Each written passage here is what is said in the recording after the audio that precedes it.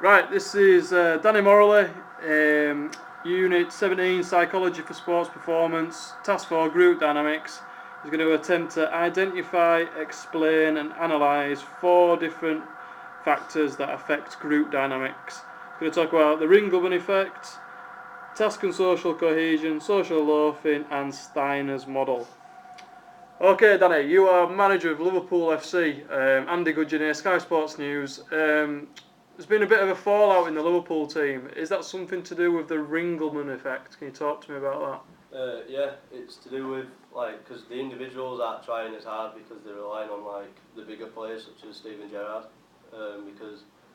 Whereas because he's leading them through and playing quite well, they're not putting 100% in. So you could do this by praising players and not a lot more. And because if you don't give them praise and they're just star players are getting the headlines and stuff, they're not going to feel part of the team. Yeah, good. That's some good examples of the Ringleman effect. But what actually is there a definition of the Ringleman effect then? Like a tug of war.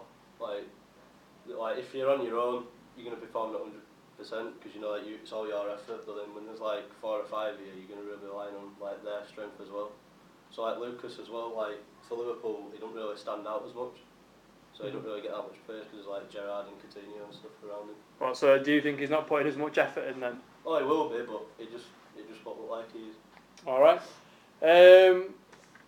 There's also been talk about the cohesion of the team not being very good. So can you talk about task and social cohesion? The task cohesion we've set to be aiming quite high in the Premier League, but in the social cohesion is some of the players Suarez, for example, he thinks he's too good for the team, so it's stepping us back a bit. Alright, so what's the difference between task cohesion and social cohesion? Well, social cohesion is off the pitch, off a match days, when they're waiting for a big game after training, they chill out with each other, Sturridge and Coutinho, you always see them on Twitter with each other, and posting pictures of each other having a laugh. But on the pitch, Suarez and Coutinho don't really play as well together. It's more Sturridge and Suarez. Alright, so what you've talked about task cohesion a bit, but what is task cohesion? What do they have agreed? They have agreed targets for the whole team, so they're aiming for the season. Right, yeah. Alright, good. Can you identify any social loafing occurring in your team, and what is social loafing? Social loafing can play a big effect on the performance. For example, it would be when we were playing away against Hull, some players didn't really get involved because it was quite cold and quite damp.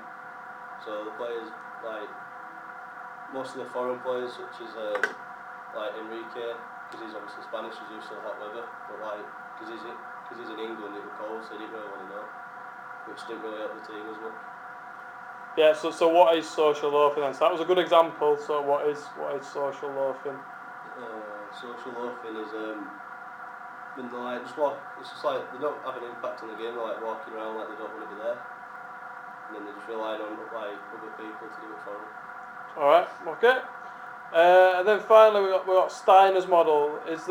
Have the recent defeats been something to do with Steiner's model? Yeah, this is a big part in football. As Liverpool were beaten by Hull on Saturday last week. This is due to injuries in the team, but also Hull's potential is 70, whereas Liverpool's is 85.